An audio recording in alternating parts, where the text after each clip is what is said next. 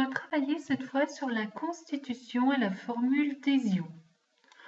On va déjà démarrer avec le cas de l'atome de chlore et l'ion chlorure. L'ion chlorure, donc, est l'ion correspondant à notre atome de chlore. Quand on regarde la classification périodique, le chlore, on le trouve et on voit qu'il a 17 protons, donc 17 charges plus. Notre atome de chlore, on le reprend avec ses 17 charges positives dans le noyau. On sait que pour notre atome de chlore, eh bien, les 17 charges élémentaires positives compensent exactement les 17 électrons qu'il possède. On a donc bien 17 charges positives et 17 électrons, on pourrait les compter, qui sont autour du noyau. Que se passe-t-il pour notre atome de chlore? Eh bien, il va gagner un électron. Donc il est là légèrement un peu plus foncé. Voilà notre électron qui est en plus.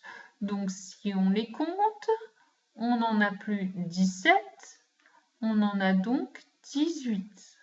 18 électrons, c'est 18 charges négatives.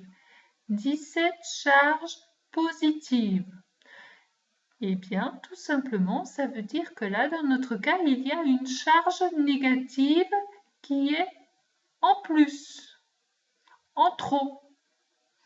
Et c'est la raison pour laquelle notre atome de chlore n'est plus un atome, mais ici un ion qui va être négatif puisqu'il a une charge négative en trop par rapport aux 17 charges positives de son noyau. C'est la raison pour laquelle on l'écrit Cl et en haut à droite, on indique la charge négative qu'il a en excès, donc en trop. On va donc dire que l'ion chlorure est un atome qui a gagné un électron. Il porte donc un excès de charge négative, c'est donc un ion négatif que l'on appelle aussi anion.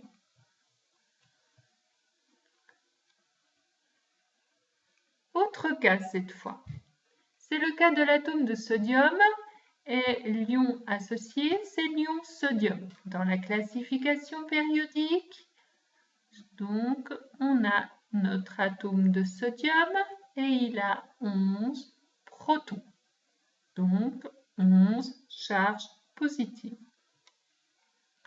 Si c'est un atome de sodium, on a bien vu qu'il y a 11 charges positives et que les 11 charges positives sont compensées par les charges négatives qui sont les électrons. Il y en a donc 11. Qu'est-ce qui se passe pour notre atome de sodium? Eh bien lui, il n'a pas gagné d'électrons, il en a perdu un. Donc on le voit ici, il est en pointillé, il est perdu. Donc cette fois, eh bien on en avait 11, on en a perdu un, il en reste 10. On a toujours nos 11 protons, ça ne peut pas changer. 11 charges positives dans le noyau, 10 électrons, c'est 10 charges négatives qui sont à la périphérie. Donc pour notre atome de sodium, cette fois, s'il a perdu un électron, il va devenir un ion, l'ion sodium, mais étant donné qu'il a une charge positive en plus, en trop ou en excès par rapport aux 10 charges négatives, lui, on va le noter Na+, avec le plus qui est bien en haut à droite pour indiquer ce qu'il a en trop, sa charge positive. L'ion sodium est donc un atome qui a perdu un électron. Il porte un excès de charge positive. C'est donc un ion positif et on l'appelle aussi cation. On va prendre un exemple, une application. Donc voici l'application 1. De quel ion s'agit-il? Donc voilà, on nous donne ici un ion. Comment s'aperçoit-on que l'on a affaire à un ion? Tout simplement parce que là, on voit qu'on a 29 charges positives et qu'on a 27 électrons. Donc, ce n'est pas égal. Si c'était égal, on serait dans le cas d'un atome.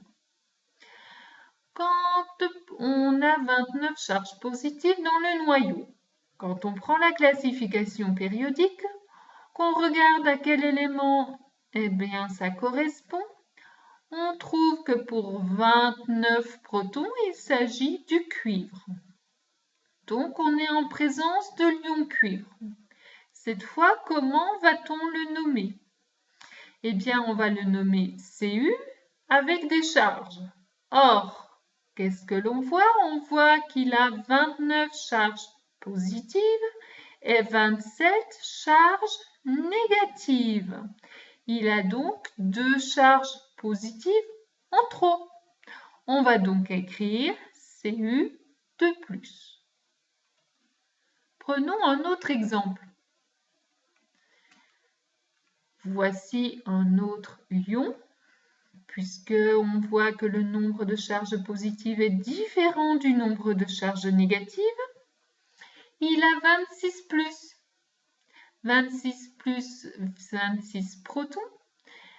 Dans la classification périodique, pour 26 protons, il s'agit de l'élément fer. Au niveau de sa formule chimique, il y a 26 charges positives, 23 charges négatives. Il a donc 3 charges plus en trop. Et ces charges plus en trop, ces 3 vont être mentionnées en haut à droite. Il s'agit de l'ion fer Fe3+.